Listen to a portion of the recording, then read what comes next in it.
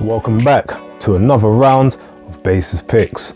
Now, I've got to be really quick with this one, so sorry, not really going to be any huge technical breakdowns or ways how I see certain parts of the fights panning out. I'll try and skim through a couple of them as best I can, and I've got to keep it to the main fights only because I've got to rush out. By the time you see this, I'll probably be en route or I'll be at my work Christmas party.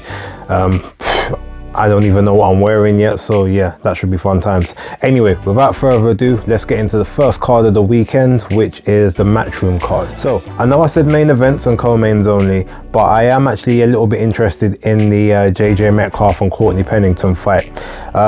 Metcalf is obviously clear favourite with the bookies, and you know, with the hometown crowd, everyone knows who he is. But Courtney Pennington, I mean, he's got a nice little style about him, nice little way, and I would not be surprised if he causes controversy on this card. Also, Felix Cash, I'm looking forward to him getting rid of his work, purely so him and Ammo Williams can sort of get in the ring and maybe cause a little bit of chaos and controversy. I'm sure there's a lot of politics as the reason why that fight itself has been made, but yeah, we'll see where we go from there. Moving on, we go to the co-main, which is Ebanie Bridges versus Shotgun Shannon O'Connell. Now this one, look, everything tells you that Ebanie Bridges should have the hometown. She's got the hometown advantage in terms of, you know, being a lead supporter, adopted lead supporter, you know, being based in the UK. Shannon O'Connell has the style to beat Ebanie Bridges. She's a lot taller, she's a lot longer, a lot rangier. The only problem is she doesn't necessarily use her style as she should. She likes to stay mid-range to inside, which is basically giving Ebanie Bridges all the possible advantages that she could want, because all of her disadvantages are to be kept at range and to be kept long. So if you take those disadvantages away from her, you make this fight a lot more competitive than it needs to be. Now Ebanie is very much improved over her over like her previous fights.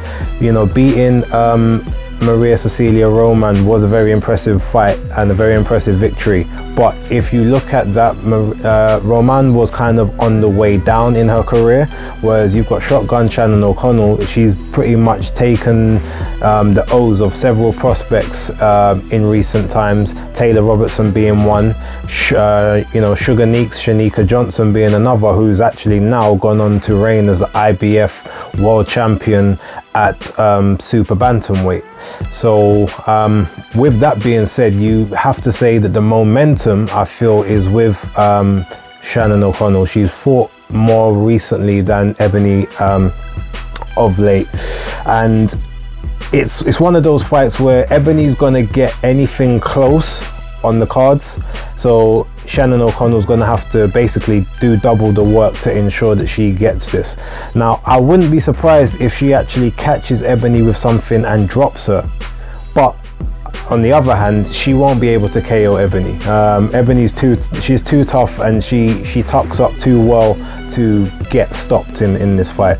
On the other hand, Ebanie Bridges can definitely detonate and cause a stoppage on Shotgun Shannon O'Connell, especially if she doesn't keep herself tucked up when they're in the clinch and gets caught with a short check left hook, or you know, like a catch and shoot, or even like sort of maybe a right uppercut in the pocket, because Ebanie does carry some power, even though the record doesn't necessarily suggest it's that significant, but there is some there. So look, overall, I went back and forth on this one. I put a bet on the other day and I chose Ebanie by decision because I felt that's just the most logical choice in this. You know, hometown advantage, anything that's close is realistically going to go to her. Can Shannon O'Connell really last the distance and go through the gears and just keep the work rate high? But then I remembered Ebanie doesn't actually have the best of gas tanks. So after the first sort of 4 or 5 rounds, unless she's significantly in the lead or has got a person wobbling, like, she starts to fade. And I'm looking at the Miley's Gangler fight as the main the main indicator as to how this one's kind of gonna go. And ultimately, I don't always pick the safe choice.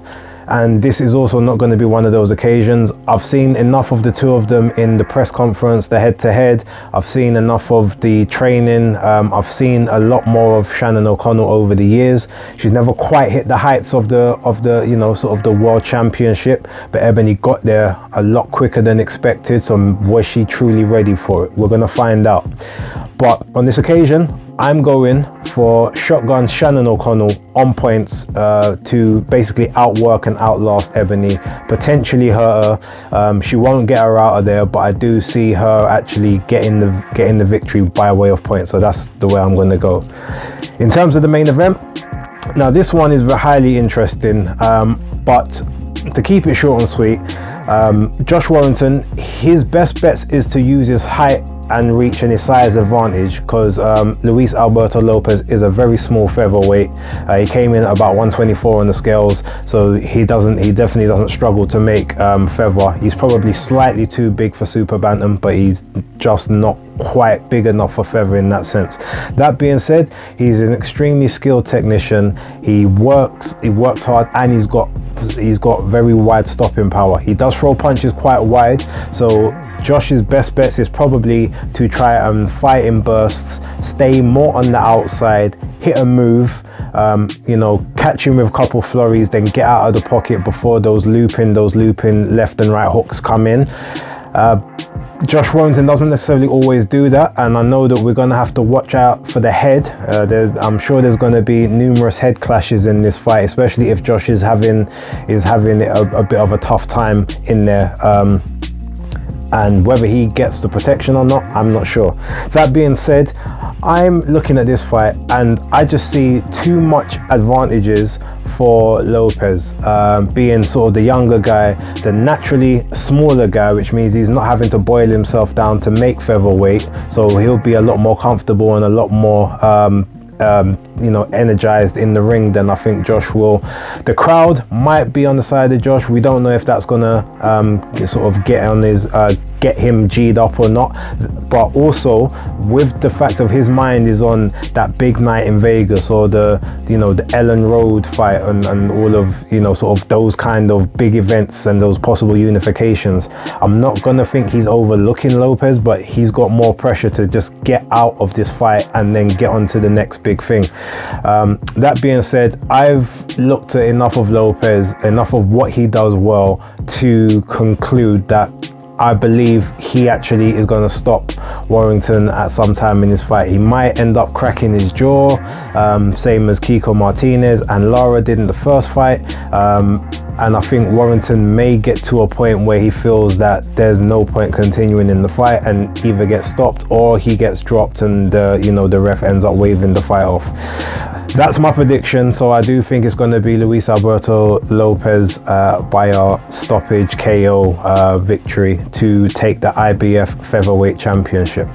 Now let's move over to the stateside real quick to talk about a couple of the fights over there. Okay, so we move over to the top rank card. Now there's not much point talking about a huge amount of these, even though none of them are quote-unquote 50-50 fights. They are some quite competitive ones and some good building fights for the up-and-comers. Jahi Tucker, I'm looking forward to seeing sort of what he does. Bruce Carrington, I want to see him sort of carry on in his vein. I was a little disappointed he didn't get a knockout in his last fight. I'm not sure he's going to get one in this one because guy is quite tough that he's in there with. Xander Zayas, I'm looking forward to. Keyshawn Davis, I'm looking forward to. But probably the most intriguing fight I feel is Jared Anderson against Jerry Slugger Forrest. So that's the real big baby versus the Slugger. Now this I think is his first or his second test with a southpaw, so that's going to be something interesting for him to get a grips with. But Forrest is a bit of an ambush fighter. He sort of fights in bursts, but he does give you time to sort of line him up and get your work off, and he seems to get hurt quite early in fights and then basically tough it out through the first half of fights and then basically, you know, sort of go through the gears a bit later on to push his opponents. He done that with Michael Hunter, he done it with Zhile Zhang, and he done it with Kubrat Pulev. Now the Zhang fight is obviously the most it's the most deceptive one, because Zhang had a issue with his liver that night, which obviously caused his his energy in his gas tank to basically deplete after like 6.5 minutes in the ring. But you saw the first 3 rounds, he dropped Forrest once in each of those first 3 rounds, and then basically just capitulated and was just hanging on for dear life afterwards, had to go hospital. So you can't really take too much out of that one. You then look at the Michael Hunter fight. I mean, Michael Hunter was ill before the fight. I mean, Jay Forrest obviously done what he needed to do and probably should have got the victory. It's a bit of a shame that he didn't, but you know, Hunter wasn't in his best groove. And then, you know, Kubrat Pulev pretty much controlled him, just didn't have the power to get him out of there. Jared Anderson does have that power, and Jared Anderson is very athletic, and he's youthful. So I truly believe that this will be a case of Jared Anderson notching up another KO, probably not super early, but I feel that whereas some other people have sort of hit Forrest and let him recover or let him spoil, I don't think Anderson's going to allow him to do the same thing. I think once he smells that blood, he's going to go for the finish. So I do predict Jared Anderson to get the victory there. Moving on to the main event. Now this is a very, very hard fight, and this is a much better fight than the original one with Jose Pedraza. It's Teofimo Lopez versus Sandor Martin. Now, Martin, southpaw, and he's a pure boxing southpaw, which means that Teofimo is going to have to go looking for him to try and get success. This is one thing that Teofimo does not like. He prefers for people to come and approach him and to stay within his range and to come and have a fight so that he can counter them, you know, sort of between sharp counters and then go for the kill once he feels like he's got someone hurt. Classic boxer puncher style, where Sandor Martin is a pure boxer by nature. Now stylistically, that would give him the advantage over Teofimo, and he is naturally the bigger guy, so in that sense you would feel maybe he would use those advantages, but he doesn't have anywhere near the punching power of Teofimo, and I can see a situation whereby Teofimo has good spots in quite a few rounds, was where Sandor Martin will probably be probing behind the jab, sort of trying to keep him at bay, maybe landing a 1-2 here and there, or maybe a sort of a check hook and sort of pivoting off to the side. I can see Teofimo trying to unload 2 and 3 and possibly 4 punch combinations if he's able to trap Sandor Martin on the ropes. So because of that, I feel like he's going to have numerous occasions when he actually gets success, and I reckon he was going to end up taking quite a few rounds just based on aggression and sort of punches thrown and flurries as opposed to effectiveness. So while I actually do think that Sandor Martin will win this fight, I think he's gonna win this fight in the hearts of the people. I don't think he's going to get a decision on the cards. I don't think Teofimo's going to be able to KO him. I do think Martin is gonna be able to weather all storms that he does come through, box a move, and maybe even box on the back foot and tuck up and stay defensive if he has to. I do see it going the distance, but I do see Teofimo Lopez getting it on the scorecards, whether he deserves it or not. That's my prediction, so I'm going Teofimo on points. All right, moving over to the last fight of the weekend. Okay, last but not least, you've got Terence Crawford versus David Avanesyan for the WBO welterweight championship. Now, look, Terence has been out of the ring for about 13 months now by the time this fight happens. But he's one of those people where, because he doesn't specifically just rely on his timing and sort of his reflexes to get him through fights, it probably wouldn't affect him as much as it does some others. However, he is getting older, so it might take him a little bit of time to go through the gears. That being said, we all know Terence Crawford doesn't normally start fast in fights anyway, so he's not gonna be experiencing anything that he's not used to experiencing in terms of how he works his way into the fight. I can see him starting off southpaw in this one, then moving to orthodox before ending up back towards southpaw around about round 3 to 4, just while he's trying to figure out his angles, figure out the best way to get to Avanesyan. Now Avanesyan, his best bet is going to be to basically catch Terence Crawford cold, tuck up behind the high guard, sort of swarm him, ambush him, you know, sort of throw salvos and hope something lands, hope that he can sort of trap Terence in either in a corner or just sort of get close enough to him to unload, so that maybe he can even clip Terence when he's trying to angle and exit out of the pocket that Avanesyan will likely put him in. That being said, I think Terence is going to utilize the jab well. He's got a very solid jab. He's got a very solid backhand with both hands as well, which could stop Avanesyan from possibly wanting to walk in on him and actually like close that distance. So if he ends up becoming hesitant and Terence gets the chance to figure him out, it's going to be a very early night. But I do see, look, ultimately Terence Crawford is going to KO Avanesyan, and it's going to be a pretty bad KO. The ref might have to jump in to save him, or he may end up face planted on the floor. I just don't know whether that's going to be sort of round 5 or round 9. But I don't see this fight going beyond 9 rounds. Avanesyan is going to have some success, especially in the first 2 rounds.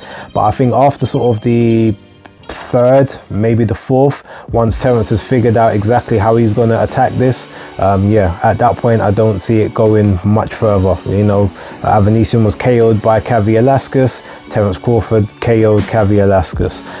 You know, and he's also, you know, he lost on points to a very faded Lamont Peterson, who, you know, Terence Crawford would have dealt with in 2 to 3 rounds maximum. So yeah, with that being said, that's to me is my easiest prediction of the weekend, and that's Terence Crawford by KO over David Avanesyan on BLK Prime. Oh, actually, you know what? There's one more I forgot about. Technically, it's not this weekend, but I'm not going to be able to do it for next, so I might as well just throw it into this video. That is Naoya Inoue versus Paul Butler. Quite simple. Naoya Inoue KO. Devastating KO. I don't know what round, but it does not go past 5 rounds unless he's toying with him. Personally, I think it ends in the 2nd or the very start of the 3rd, but it doesn't go beyond 5. I don't even need to give you technical breakdowns for this one. There's no point. So yeah, like and subscribe. Put your predictions down in the comments below. Let me know what you think. See how many we all get right and see how many we all get wrong. That being said, thank you for watching, and that is Basis Picks locked.